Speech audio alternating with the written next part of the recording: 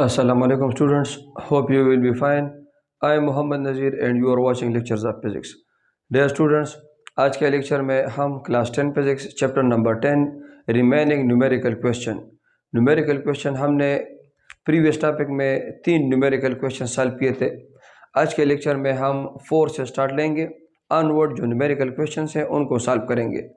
So let us start. Question number 4 is calculate the period and frequency of a propeller on a plane if it completes 250 cycles in 5 seconds. This is the propeller of a plane. इसको हम propeller कहते हैं इस वजह से कि ये इस प्लेन के उठने में, इसके ऊपर जाने में मदद करता है। प्रोपेलिंग माना ऊपर की तरफ फोर्स लगाना, propelling force. So it is called propeller because it uptake the plane in air. तो इस प्रोपेलर की ये घूमता है तो इसी की वजह से ये प्लेन ऊपर की तरफ उठता है। अब ये 250 साइकिल्स पूरे करता है इन 5 सेकंड्स। इसकी फ्रीक्वेंसी को और इसके टाइम पीरियड को मालूम करना है। तो given data number of cycles 250, time जो गिवन है वो 5 सेकंड है और टाइम पीरियड और फ्रीक्वेंसी को मालूम करना है। उसके लिए हम इक्वेशन यूज़ करेंगे। फर्स्ट ऑफ ऑल हम फ्रीक्वेंसी को मालूम करेंगे। फ्रीक्वेंसी के लिए हम जो इक्वेशन यूज़ करेंगे वो मैंने आपको प्रीवियस लेक्चर्स में भी बताया था। Frequency number of cycles divided by time, this is called frequency. So frequency is equal to n divided by t। By putting the values we will get n is 250 cycles and t is 5 seconds। तो overall answer हमारे पास आ जाएगा 5 hertz. 250 divided by 5, 250 divided, so it will give 250 divided by 5, 50 hertz, sorry 50 hertz. So the frequency of the propeller, this propeller is 50 hertz. Now we will find out its time period. What will be time period? So the simple equation for time period मालूम करना है। उसके लिए equation time period is the reciprocal of frequency, ये इसका reciprocal है। Putting the values we will get 1 divided by 50, 1 divided by 50 we will get 0.02 seconds. This is the time period of the propeller and this is the frequency of this propeller. Now question number 5. Water waves with a wavelength of 2.8 meter produced in a ripple tank travel with a speed of 3.80 meter per second. What is the frequency of the state vibrator that produces them? Ripple tank topic हमने detail के साथ पढ़ा है। उस ripple tank में waves पैदा हो रही है through a state vibrator that are periodic waves, state periodic waves. उन वेव्स का वेवलेंथ भी दिया गया है और उनका स्पीड भी दिया गया है, उनके फ्रीक्वेंसी को मालूम करना है। So the given data is wavelength, speed, frequency. The frequency of the state vibrator, जिस वाइब्रेटर के जरिए ये वेव्स पैदा हो रही है उस वाइब्रेटर की फ्रीक्वेंसी कितनी होनी चाहिए। तो हम यूनिवर्सल वेव इक्वेशन यूज करेंगे, v is equal to F lambda, जिसके जरिए ये तीनों चीजें एक दूसरे के साथ लिंक है, रिलेटेड है। v is equal to F lambda. इससे हमें f की वैल्यू को मालूम करना है। So dividing by lambda both sides, dividing by lambda both sides, we will get f is equal to v divided by lambda. Now putting the values, f is equal to v is 3.80 and lambda is 2.80. So the answer will be f is equal to 1.4 hertz. This must be the frequency of the state vibrator which produces the waves whose wavelength is 2.8 meter and whose speed is 3.80 meter per second. Now question number 6. The distance between two successive crests in a series of water waves is 4 meter and the crest travel 9 meter in 4.5 seconds. What is the frequency of the waves?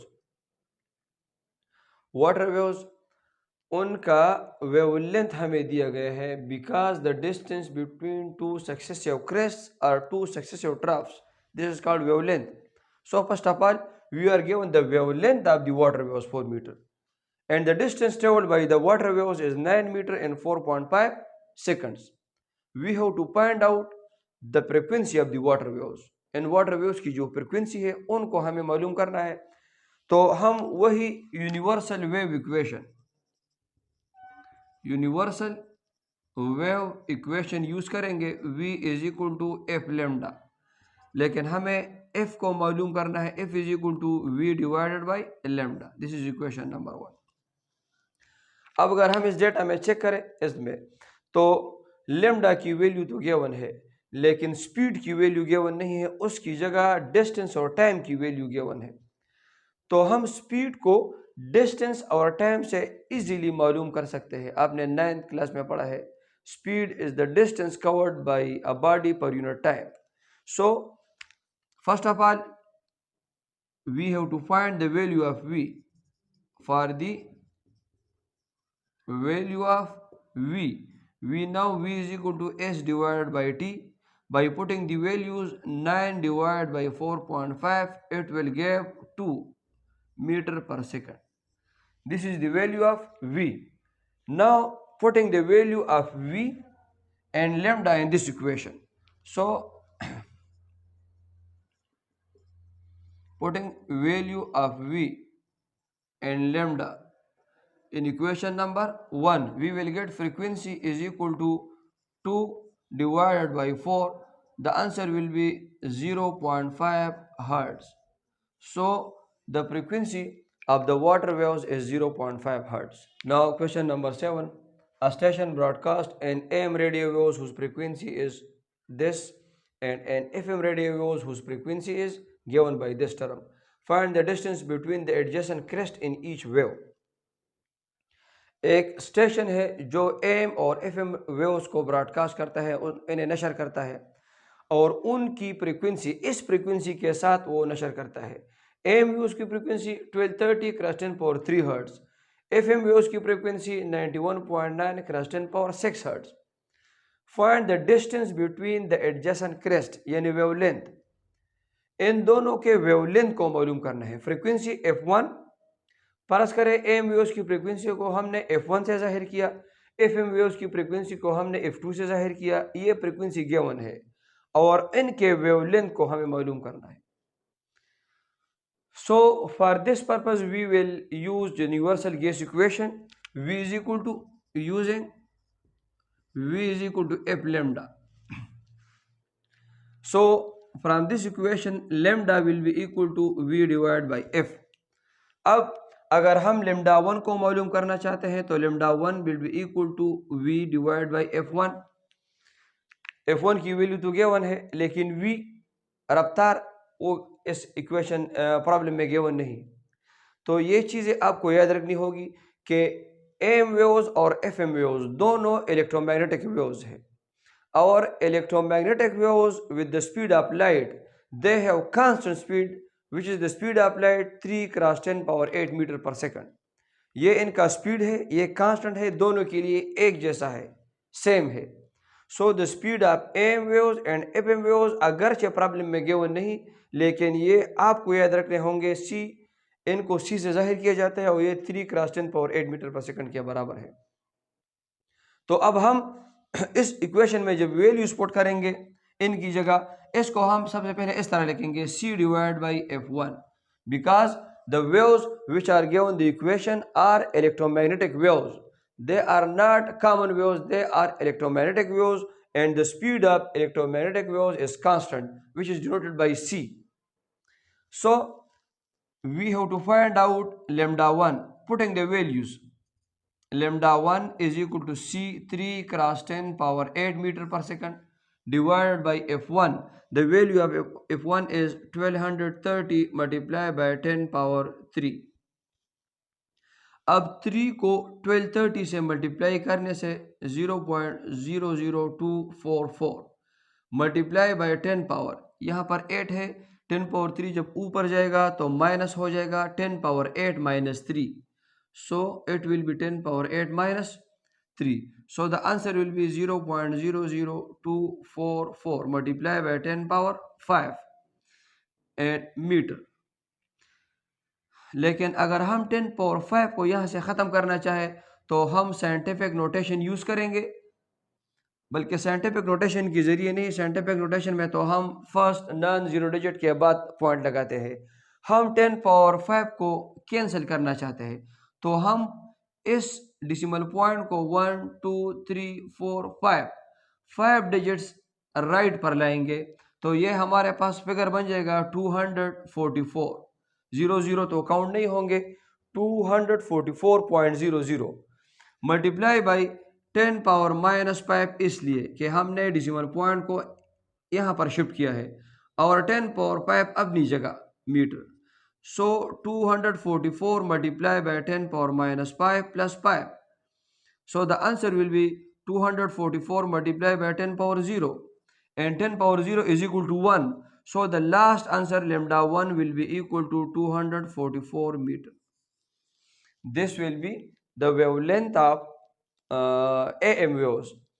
अब हम FM waves के wavelength को मालूम करते हैं कि उनका wavelength कितना होगा. यही तरीका हम इस्तेमाल करेंगे. सिर्फ यहाँ पर लेमडा 2 और C डिवाइड बाई यहाँ पर F2 दर्ज करेंगे. Lambda 2 C divide by F2 और वैल्यूज तो 3 क्रॉस 10 पावर 8 सेम है, लेकिन 1230 क्रॉस 10 पावर 3 की जगह हम 91.9 क्रॉस 10 पावर 6 दर्ज करेंगे और उसको फिर फाइंड आउट करेंगे. अब वेवलेंथ ऑफ एफएम वेव्स को हम फाइंड आउट करते हैं. Wavelength of FM waves lambda 2 is equal to C divide by F2.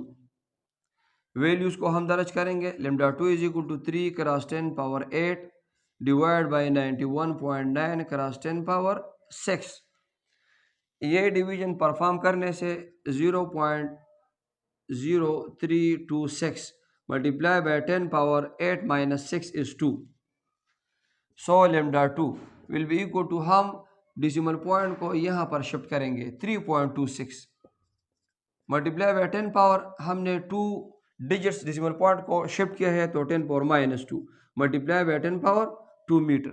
Now lambda 2 is equal to 3.26 multiply by 10 power 0 metre and 10 power 0 will be equal to 1.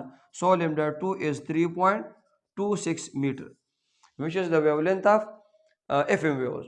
So we can easily find the wavelength of AM waves and FM waves from these equations.